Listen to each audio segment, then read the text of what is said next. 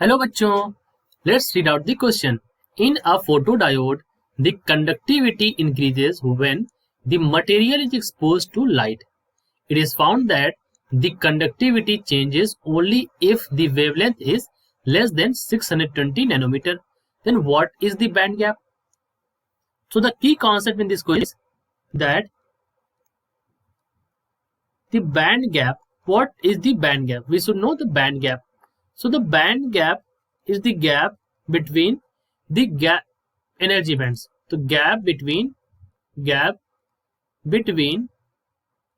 energy bands. Energy bands. There are two kinds of energy band: the valence band and conduction band. The valence band and conduction band. The conduction band rises upward, lies above. सो इसको हम ऊपर लिख रहे हैं conduction band, और जो हमारा valence band है वो नीचे होता है, तो उसको हम नीचे लिख रहे हैं वैलेंस बैंड. जैसा कि क्वेश्चन में कहा गया है कि conductivity increases when the material is expose to light.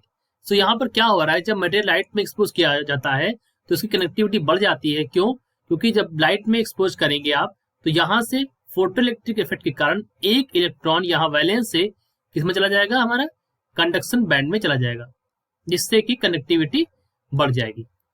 लेकिन कंडक्टिविटी तभी बढ़ती है वेवलेंथ जब 620 नैनोमीटर से कम होती है. तो ये 620 नैनोमीटर हमारा क्या है, ये हमारा यहाँ पर वेवलेंथ है, मतलब लेमडा दे रखा है.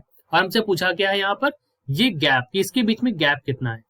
तो हमें पता है बैंड गैप जो होता है, we can say that band gap is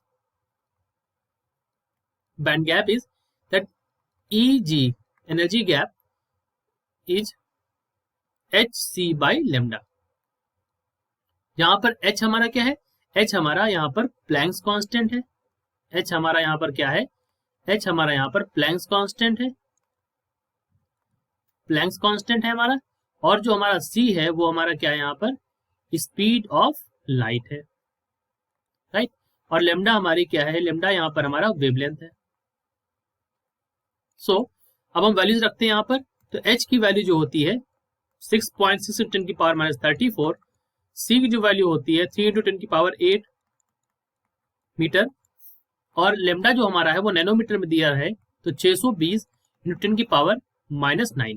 इसको सॉल्व करेंगे तो वैल्यू हो जाएगी हमारी, ऑन सॉल्विंग दिस जो वैल्यू हो जाएगी हमारी, हम इसको सॉल्व करेंगे यहाँ से. तो वैल्यूज पहले देख लेते हैं. 6.6 × 3 डिवाइड बाई 620 × 10 की power -34 plus 9 and plus 8. So on solving this जो हमारी वैल्यू आ जाएगी वो कितनी आ जाएगी, हम इसको जब सॉल्व करेंगे तो हमारी वैल्यू यहाँ पर आ जाएगी 3.2 × 10 की पावर -19 जूल. ये हमारी एनर्जी की वैल्यू आ जाएगी. तो हमारी जो वैल्यू आ गई थी, Eg की वैल्यू आ गई थी, वो कितनी आ गई थी, 3.2 × 10 की पावर -19 जूल. अब हम इस जूल को इलेक्ट्रॉन वोल्ट में बदल सकते हैं. कैसे?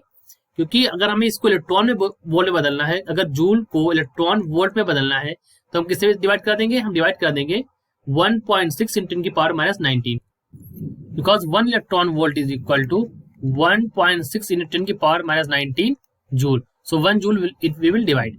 तो हम इसको डिवाइड करते हैं 3.2 × 10 की पावर -19 डिवाइड बाई 1.6 × 10 की पावर -19. जब इसको डिवाइड करेंगे तो कितना हो जाएगा, ये हमारा वैल्यू हो जाएगा 10 की पावर -19, और ये कैंसिल आउट हो जाएगा, और ये बचेगा 2 इलेक्ट्रॉन वोल्ट.